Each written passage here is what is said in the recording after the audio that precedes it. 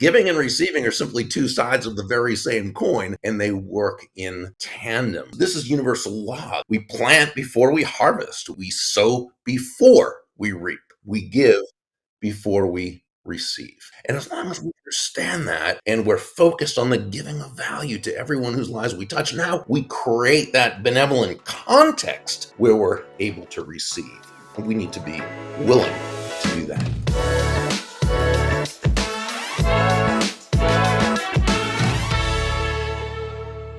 Hey guys, welcome back to the Certain Success Podcast. I'm your host, Matt Fagioli, and today's conversation is absolutely incredible. One of my favorite interviews that I've done so far on the Certain Success Podcast. It's with Bob Burg, who wrote an amazing book called The Go-Giver. And if you're in any kind of sales, any kind of entrepreneur, in business at all, or just breathing oxygen on this earth, this book is for you. It's going to help you understand the right approach to sales, the right approach to building business relationships, and really it could just about work for anybody. So super pumped for this conversation. So here we go for my conversation with author Bob Burg. Hey guys, welcome back to the Certain Success Podcast. I'm your host, Matt Fagioli.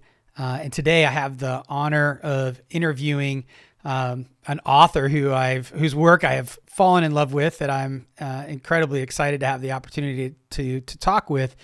I read a lot of books, and I don't always get the opportunity to go live and really talk to the author. But I love this book from Bob Burg called The Go-Giver, and of course there's a whole series of books now, and we're going to dig into that in this short interview. But thank you so much, Bob, for being here, and welcome to the Certain Success Podcast. Oh, my pleasure, Matt. Thanks for having me. Well, let's just dig right in, Bob. Your book is incredible. I had not heard of it before, but picked it up and devoured it. I've been through it 3 or 4 times now. But can you talk just about the premise of the book and how you arrived at it, and just tell us the whole tale? Yeah, it's a business parable, co-authored with John David Mann, who's a fantastic writer, and really he was the lead storyteller. I mean, he's just brilliant. And I'm a how-to author, so I'm basically step 1, step 2, step 3, the boring stuff. And John and I just had this idea for bringing us a set of principles to the world that is not original in any way, because they've been around since time immemorial. For as long, I suspect, as there have been market-based economies, these are the principles that successful people have tapped into, some knowingly and others not knowingly, just very intuitively. And so in our studies of success, both of us have been entrepreneurs, and John is a longtime writer, magazine publisher. He got to meet some of the most successful people in the world. As a speaker, I've gotten to share the platform with some of the most successful speakers. And we both ask questions all the time and make a study of success. So it was actually pretty simple once we got together to just sort of outline what are those things that successful people do, sustainably successful people. So the Go-Giver, which is a parable, is about a guy named Joe, who's a good guy. He's a young, up-and-coming, ambitious, aggressive salesperson. Means well, but his focus is really in the wrong place. It's on him, and it's what people owe him, and it's what and it's about his quota and about him. And he learns a lesson, and this is basically the premise of the story, that shifting your focus. And I think that's really where it all begins, Matt. Shifting your focus from getting to giving. And when we say giving in this context, we simply mean constantly and consistently providing immense value to others, understanding that doing so is not only a more pleasant way of conducting business, a more fulfilling way, it's also the most financially profitable way as well. And not for any kind of way out there, woo-woo, magical, mystical type of reasons. Oh, just give and that. No, not at all. It's actually very rational. It makes logical sense. When you're that person who can move your focus off of yourself and place it on serving others, discovering their needs, their wants, their desires, helping them to solve their problems, helping move them closer to happiness, if you will, people feel good about you. They feel great about you. They want to get to know you. They like you. They trust you. They want to be in relationship with you. They want to be part of your life. They want to tell the world about you. They want to be your personal walking ambassador. So that's really the premise. Well, I love how incredibly practical it is. So, there's all of these cliche phrases that we all have heard a million times about building relationships and putting that over the transaction and the sale and all of that. But then I think people come away and go, well, how do I actually do that? What does that look like? And you've just made it so incredibly practical. So thank you for that. And I'm a career salesman my whole life. I've been an entrepreneur and a salesman for 35 years. And one of the things that with this amount of gray that I recognize in myself is that it's not a linear path. It's more like a daily. I need to remind myself that to return to the right path. And the Certain Success podcast we say is about the intersection of business and faith. So I always bring kind of a faith approach to how I look at business and life, and so it ties so well together with the Go Giver story, even though that's not really where you guys go with it. But I want to dig into faith and some other pieces with you. But before we do that, can you just kind of walk us quickly through the 5 principles that frame the book? Sure. The principles themselves are the laws of value, compensation, influence, authenticity, and receptivity.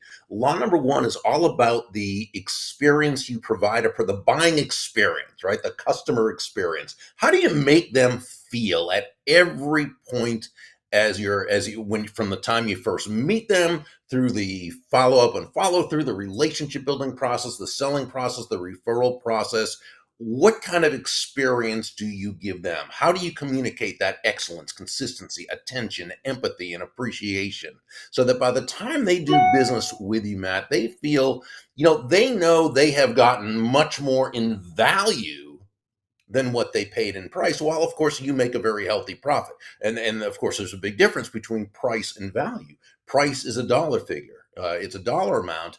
Value is the relative worth or desirability of a thing, of something, to the end user or beholder.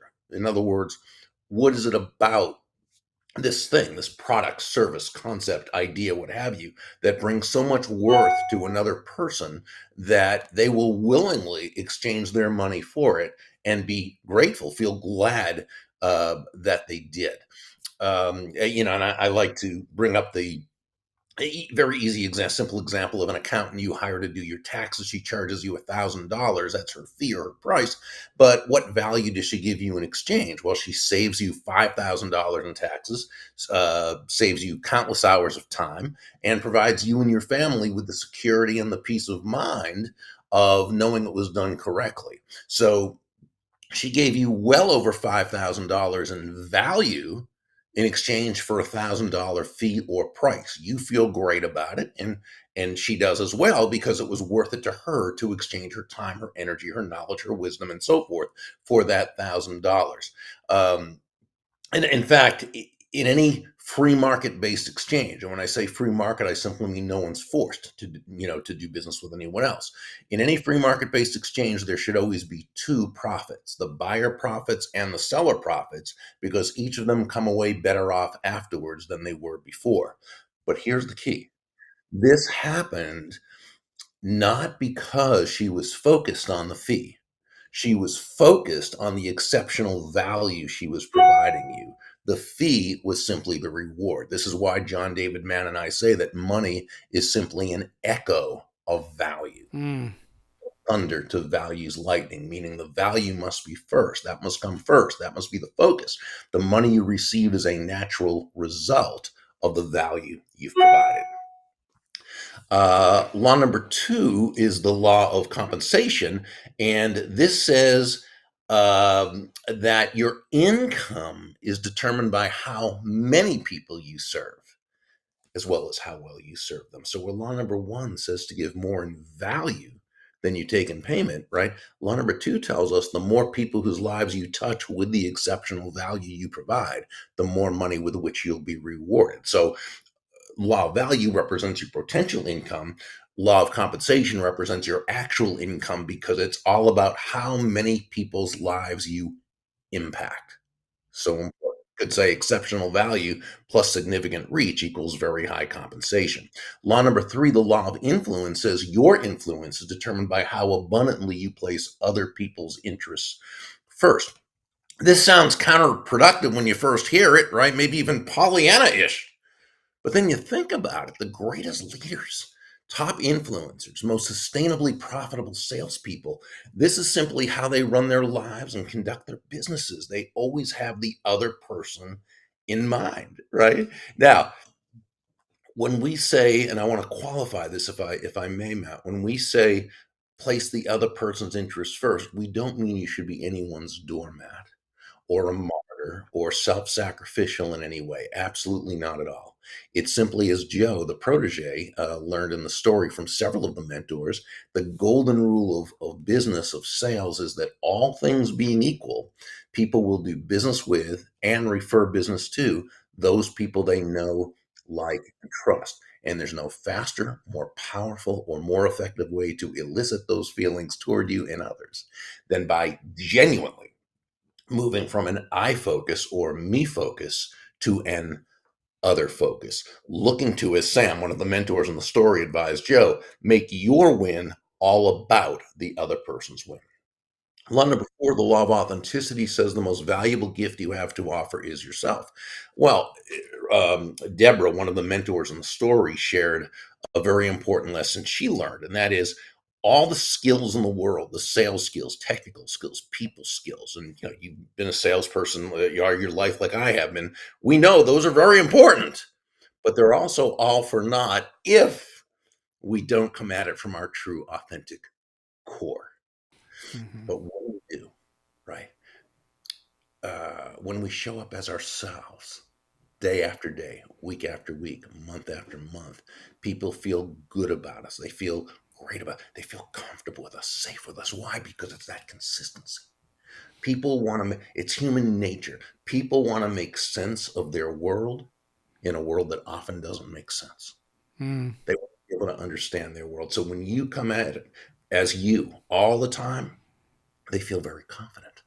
Now, that said, I also want to just suggest that I think, and I've noticed this more with the advent of social media over the last maybe 10, 15 years.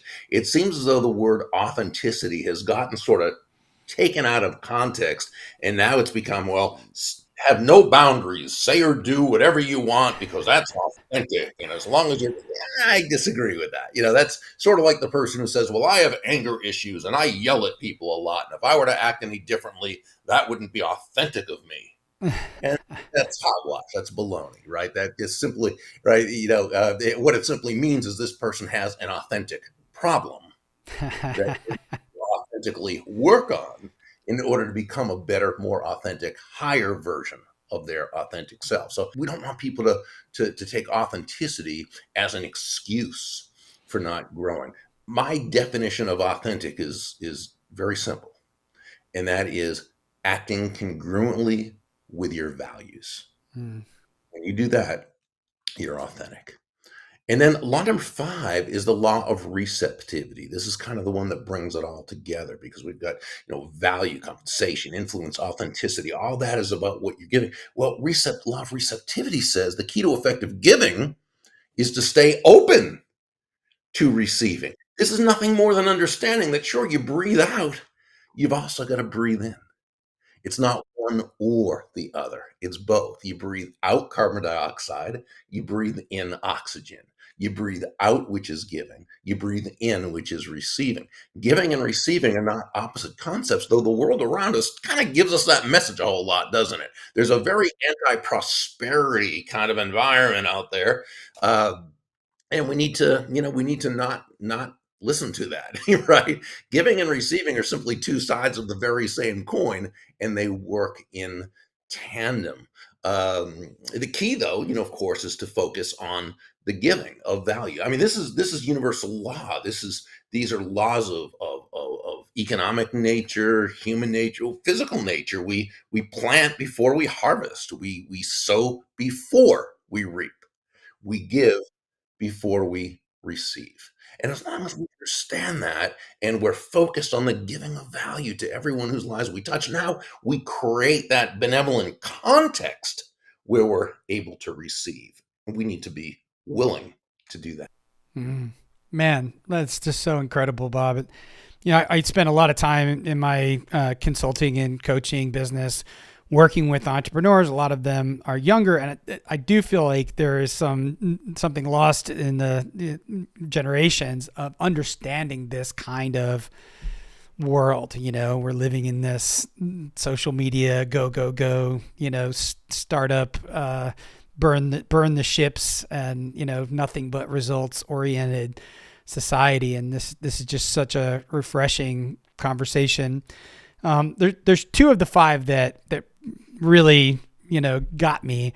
Compensation being the law of compensation being the first of those, because that's something that I understand as an entrepreneur, and I guess all entrepreneurs think about. I always talk about it in terms of scale. Anytime you're trying to build a business, like, well, how does this scale? How do we get this to volume?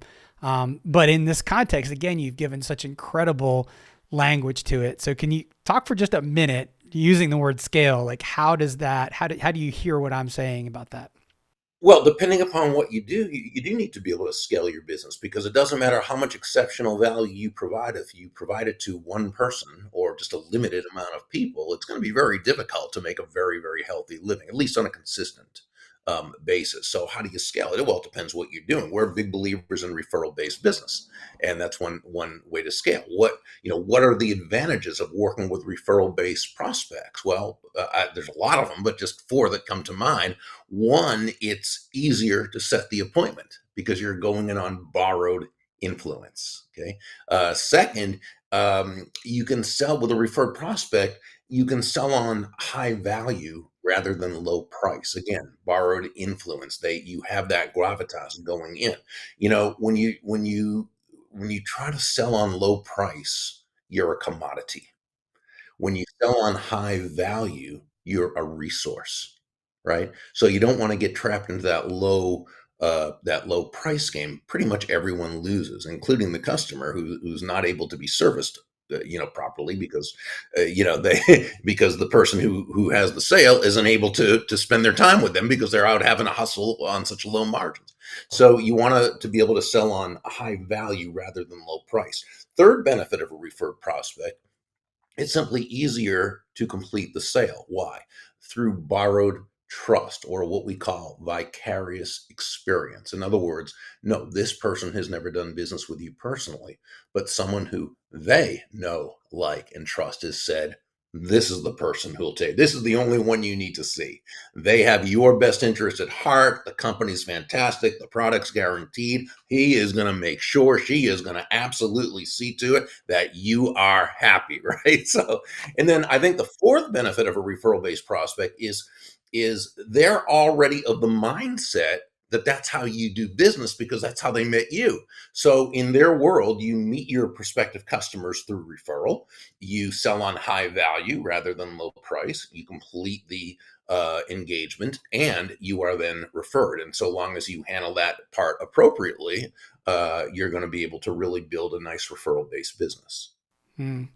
Before we get off of that, I want to bring up. I noticed in your website and some of your coaching that you tailor some of your sessions and such directly to real estate.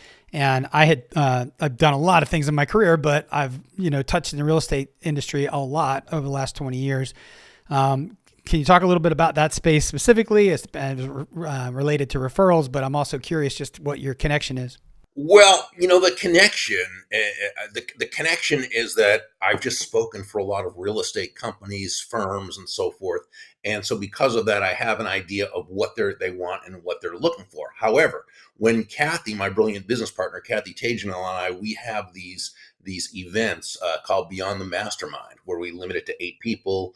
So it's a 2 day real, I mean, into your business type of thing. We always have two guest master coaches, both of whom are very, very hugely successful realtors.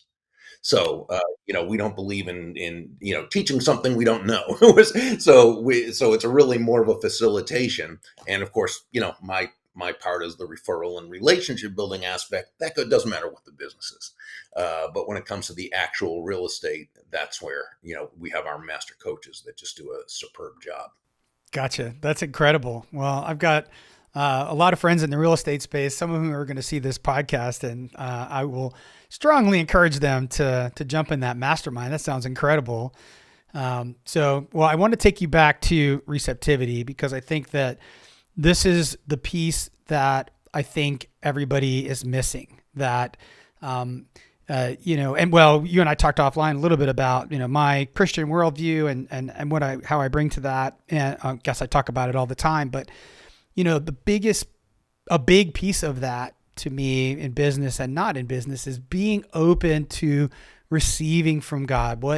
That's such an important piece that everybody thinks, I'm not worthy, or I'm not good enough. He's not going to do that for me, whatever. And overcoming that and being willing to receive. And I think that I'm in the right space here with the law of receptivity, but can you talk a little bit more, expand a little bit more about that? And if you can bake some of the faith conversation into that, I'd love it. Well, I mean, I think however one relates to God, you through your Christianity, I'm Jewish, my co-author John David Mann's Christian, however we do.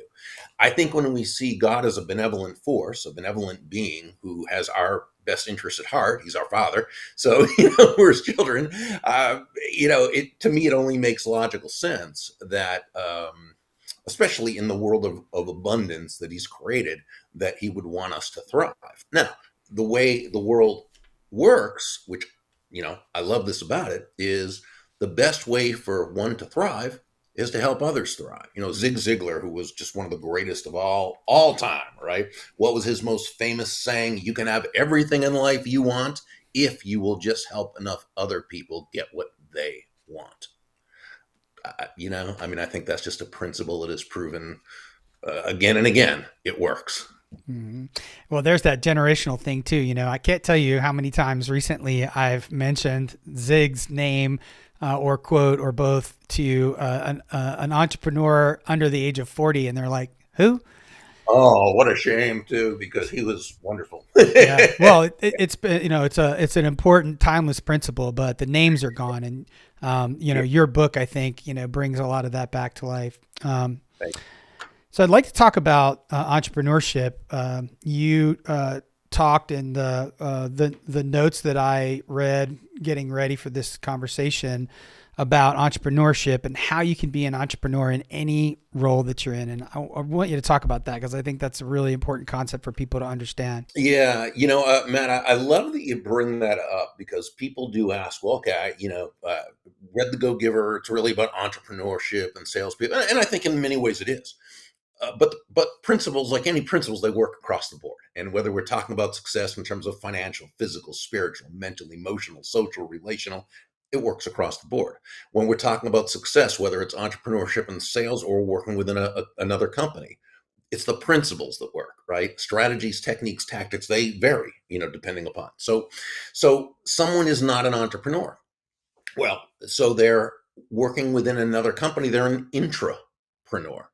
The same principles apply. For example, as an entrepreneur and salesperson, ultimately you've got to please the customer. Again, that's what free market capitalism is actually all about. It's pleasing the customer because the customer is the ultimate arbiter of who gets the business, right? And I often say, and I say this when I speak at sales conferences to salespeople, right? Say, nobody's going to buy from you because you have a quota to meet, right? Nobody's going to buy from you because you need the money. And nobody's going to buy from you because you're a really nice person. They're going to buy from you because ultimately they believe they'll be better off by doing so than by not doing so. And that's the only reason why anyone should buy from you or from me or from anyone else. By the same token, I'm going to say to this interpreter, this person working for someone else, nobody's going to hire you and pay you a salary because you have a mortgage payment to make, or because you want to send your kid to another school, or because you're a really nice person, right? They're going to hire you, keep you on, pay you a salary because they believe that ultimately they are better off by doing so than by not doing so. And again, that's great. It means when you have that servant's heart, when you want to please, when you want to bring immense value. Now, this might mean that your focus is on your supervisor, the ultimate employer, maybe, or your team members, or the person in the other office, the other silo who usually is not that forthcoming with help or information, but you're able to cultivate a relationship with that person so that the two of you are able to help each other and build and really have the company's best interest in mind, and ultimately the customer. So I think that's really what it's all about. As an employee, you might not be an entrepreneur, but you're certainly an intrapreneur. You're an entrepreneur within another organization. That's so good. Um, I've got a good friend and mentor of sorts that I listen to all the time that talks about being a creative minority in any environment, and that makes me think so much often of sort of someone that's working within a large organization that can have a massive impact on your coworkers, on the customer, on the process of the whatever role you're in. So anyway, sorry that brought Oh, that to mind. But and actually, that's probably a good segue because so I'm constantly seeking mentors, constantly looking to up my game in that way, if you will. And that's another piece of what I read about you and what you work on and things that were important to try to talk with you about. And so please share with the Certain Success audience, what are the things to do and not do when seeking an entrepreneur, and how do I up my game in that, or excuse me, not entrepreneur, mentor, and how do I up my game there, Bob? yeah, and I agree with you. I think finding a mentor is so very important because the right mentor can cut your learning curve by years. And I think one mistake people make that I see, and this isn't just lately. I've seen this for years and years of people doing that. They'll approach someone who maybe they've just met, someone without whom they without a relationship there or something, and they'll say, "Hey, I need help. Will you be my mentor?" And I think what's counterproductive about that is that it's sort of like approaching someone and saying, "Hey, will you share 40 years of your hard-earned wisdom with me, even though you don't know me from a hole in the wall?" Right? And it may come across to that person as entitled or just inappropriate. And the chances are, if you want this person to mentor you, many others do as well. And so asking that way certainly doesn't distinguish you from anyone else. That said, I believe you can approach pretty much anyone and everyone, but you do it a little bit differently. So I might suggest approaching that person by saying, I know you are very busy, and if for any reason you either don't have time to do this, or for whatever reason you'd rather not, I'll absolutely understand. I wonder if I may ask you one or two very specific questions. Hmm. Now, what have you done when asking that way? First, you approach with a respect, with a reverence. You realize it's a big ask. You don't feel entitled. Secondly, you gave the person an out or a back door. You let them know right away that if it's something they don't have time to do or would rather not, totally understand. Important. Again, human nature. We don't like to feel entrapped. So Berg's law of the out or back door says the bigger the out or back door you give someone to take, the less they'll feel the need to take it because they recognize that you understand this Hmm. and that you expect that. Okay. And then the third thing you did is rather than just asking if you could pick their brain, which is general and basically sounds like wasting my time, right? Instead, you're saying, no, may I ask you one or two very specific questions? So now this person's thinking, okay, this person knows what they're looking for, not a time waster. They have an agenda, in this case, an agenda being a positive, right? Not, oh, he has an agenda, but he has an agenda. He or she knows what they want. And so you're much more likely for this person, there's no guarantee, but much more likely the person is going to say, sure, go right ahead. How can I help you? Now, you want to make sure you've researched this person enough that you don't ask anything that you could have found out online or through other means, of course. But you want to ask your couple of questions. Don't take up much of their time. Thank them profusely. Let them know you'll put it into action right away. May I follow up from time to time just to update you on? They're going to say, of course, absolutely. Now, what I'm going to suggest next is that you immediately upon ending the conversation, you write a personal handwritten thank you note. Okay, not text, not email, but just something that's very short and sweet. Hi, Mr. So and so, or hello, Ms. So and so. Thank you so much again for taking time out of your schedule. Your advice is your counsel, your wisdom is priceless, and I look forward to applying it right away. As mentioned, I'll follow up and let you know how things are progressing. Again, many thanks. Best regards. I put it in a regular envelope. Hand write it, the address. Hand stamp it, not a meter machine. Send that off right away. Make a huge difference. That distinguishes you. And then one other thing is, I would send a small, doesn't have to be anything big, but a small donation to their favorite charitable cause. You can easily find that online, or you can call and ask their administrative assistant, make a small donation in their name. It'll get back to them. You're not doing it to kiss up or anything, but just again to let them know, to communicate that you appreciate them, that you value them, that you respect what they have done. You don't take it for granted, and that you want to be able to, in some way or another, add value to them in a way that's meaningful to Mm. them, because value is always in the eyes of the beholder. Okay, and so now, a couple weeks later, a few weeks later, you might follow up, you might have another question. You might now, if over time a mentor protege relationship, and it is just that, if that's meant to develop and take hold, it will. If not, it won't. It might be that was one conversation you were going to have, one helpful conversation, or there might be two. Meanwhile, there's other people who you meet who you can do the same process with, and one of those people might end up being your mentor. My suggestion is, go through it like this without attachment to the results. Mm.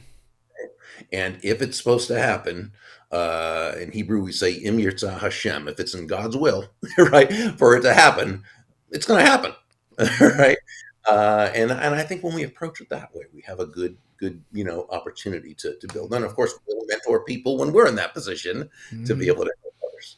Well, that's a faith piece that we can absolutely agree on in terms of not being attached to the outcome, and just the process is the path, sort of, so to speak. Well, that's incredible. So you've obviously spent a lot of time developing your understanding of that mentor process, and we talked. What you just explained is sort of the mechanics of how to do it, which is I'm going to take some takeaways from. And some of it was very refreshing, as I mentioned, just, the handwritten notes that had just been lost, and it's a lost art, and I'm a fan of wax seals and all that stuff, to just sort of have it stand out. What about leveling up mentors? So one of the things that I've become enamored with in the last couple of years is, obviously I've been around the block a time or two, so I'm reaching pretty high for the mentors that I'm seeking. What advice would you give me on that? Do you, and anyone listening to this, who do you pick, and how high do you reach? And, do you proactively go seeking that person, or are you just talking about people that cross your path, or how do you see that? I think that's just an individual decision, as far as how you would find those people. I'm a big believer that you keep on, mentoring up. You keep on reaching up, and I've always noticed that great mentors always seem to have great mentors, right? And they never stop learning. But I think as far as seeking people out, it just depends. If you have a big enough sphere of influence that you're continually developing this, probably that person just ends up coming into your world. You identify them, and so forth. Or you might actually go about logically looking for that person. asking people in your sphere of influence who they know based on what you're looking to, accomplish through a mentor. Awesome. Last question, I'll let you go. What do you see as the line between a mentor and a coach? How do I know if I should be looking for a coach or I should be looking for a mentor in a different situation? By and large, because definitions are always so important, right? Because, yeah, but by and large, I think a mentor tends to be more of the 30,000-foot view in a sense. There's guidance in a general way, whereas a coach is pretty much right there going back and forth with, strategies and techniques and so forth. Not that there's not crossover. I like to say they're cousins, right? Mm. Mentors and coaches. But I think that tends to be the biggest difference. When I think of a mentor, I'm thinking of someone, a little bit. I'm going to follow the guidance. There's not going to be necessarily with a coach. Boom. There's there's a set time we are going to be doing work, and we're going to be measuring progress and so forth. But that's just my my way of seeing it. Mm. Bob, it is incredible, man. That is just 30 minutes of wisdom gold, and I thank you again for all of your time. And so how can people best find you and connect? Probably the best way is just to go to burg.com. And while they're there, they can subscribe to my daily impact email, which I send out 5 mornings a week. And there's all the other ways to connect with me, whether it's online, the Beyond the Mastermind event, and we have a an online mentorship, the Success Alliance. So there's all these things, but just coming onto burg.com and hanging out for a while, you'll probably see some things. Awesome. Well, thanks again, Bob. I hope to have you back here soon on the Certain Success podcast. Thank you.